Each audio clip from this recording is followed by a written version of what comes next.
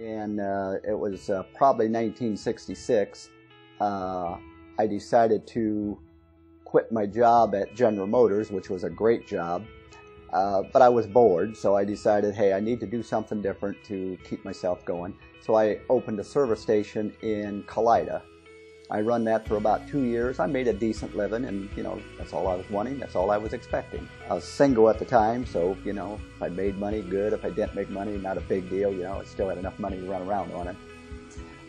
There was a gentleman that sold me some retread passenger tires way back then, and their tires were okay. So he decided to retire, and he wanted to know if I wanted to buy his business, the retread. And I thought, well, Standard Oil, who owned the building I was in the gas station, they decided to close that one and move to a different location.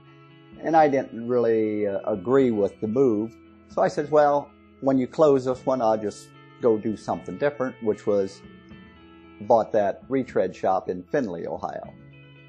There was another gentleman from Kalida, which I knew in the past, knew him for a lot of years, run around together and stuff. He wanted to be a part of it. He wanted to be a partner. He was looking for something to do. I said, okay, you and I will go together and we'll run this retread shop. I think he lasted about 3 months, 4 months at the most, and he said, this is not for me. We're losing money every day. We're working our butts off and not getting anywhere.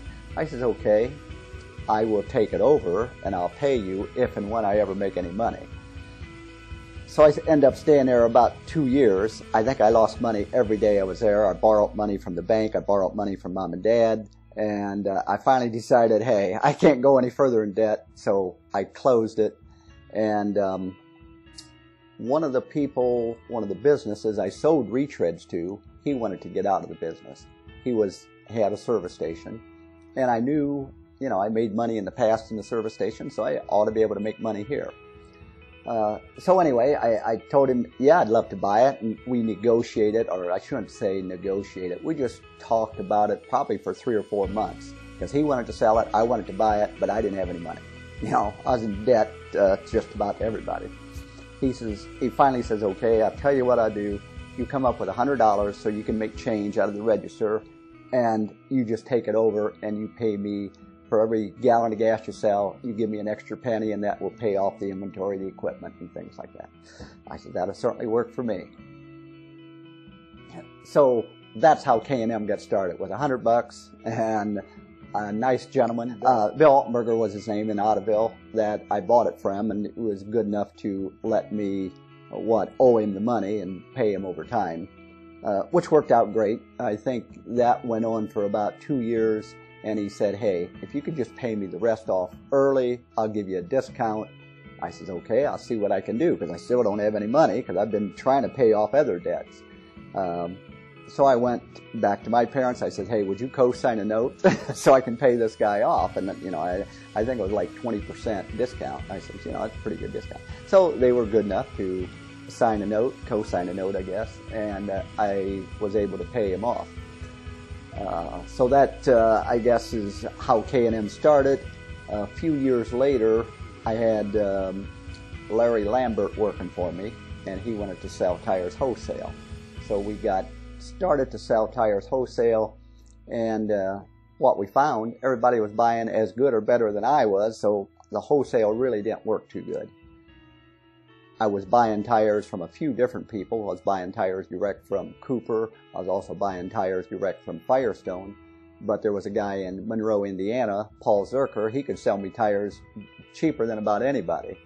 So I went to him and I told him what I was thinking about. I wanted to get in the wholesale business, and I asked him, is there any way I can buy tires cheaper from you? He says, there sure is. He says, let me become a partner. And I think that was in 76 or 77. So at that time he became a partner, and things have been going good ever since. Our business certainly grew slowly the first years. Like I said in the beginning, all I really wanted to do was make a decent living for myself and my family, and which I did. I really didn't have any great expectations except, make a living, pay my bills, try to pay off some of the debts I had earlier, which it did. It took me 7 years to pay off the debts from the retread shop, but finally got them paid off, and things started to go much better. You know, we did both retail and wholesale. We were actually more into the retail side, and the wholesale was sort of a sideline. At one time, I don't know, we probably had 5 retail stores at one time, and they were all struggling. You know, they would make a little bit of money, but there was a lot of work for a little bit of money, and I kept looking at the wholesale. Well, the wholesale seems to work better for me. I shouldn't say easier, but it was different. It seemed to work better. And I will say, retail, working the counter, the retail counter at a store, yeah, it's a lot of work. It's a lot of work, and you got a lot going on all the time. When you got people standing on the other side of the counter waiting for you, the phone's ringing, you got a lot of balls up in the air all the time. In the wholesale side, you go out and get the customers. On the retail side, you sort of wait until the customers come to you. Yeah, you can put ads in the paper to try to bring them to you, but you can't hardly go out and grab customers off the street and drag them in. Where on the wholesale side, you go to their place of business. So as the years went by, we sold the retail stores off one at a time and just focused on wholesale. And we finally decided, hey, we're good at wholesale, we're not so good at retail, let's just focus on what we're good at. And so we got rid of the last retail store, and yeah, life is good. The real growth didn't start though until in the 90s. I don't really recall exactly the years, but that's when the growth started, and it started slow. You know, we bought a location in Toledo, then one in Detroit. We finally moved to Chicago because we was wanting the Goodyear brand. We also wanted to get into the Chicago market. We thought that would be a good market to be in, and everything turned out pretty good. And then since then, things kept going and snowballing, and the last few years, I'd say 5-6 years, things have really taken off. You know, hiring the right people, taking advantage of some opportunities to get new locations, and I just couldn't be happier. You know, I enjoy coming to work every day. I put in a few more hours than I really should, but I enjoy coming to work. I would enjoy taking off a little bit earlier, but those plans are in place. With the people we have here now, I think I could take off and things would continue as they are now.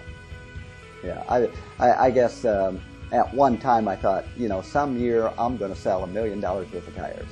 Well, we've done that.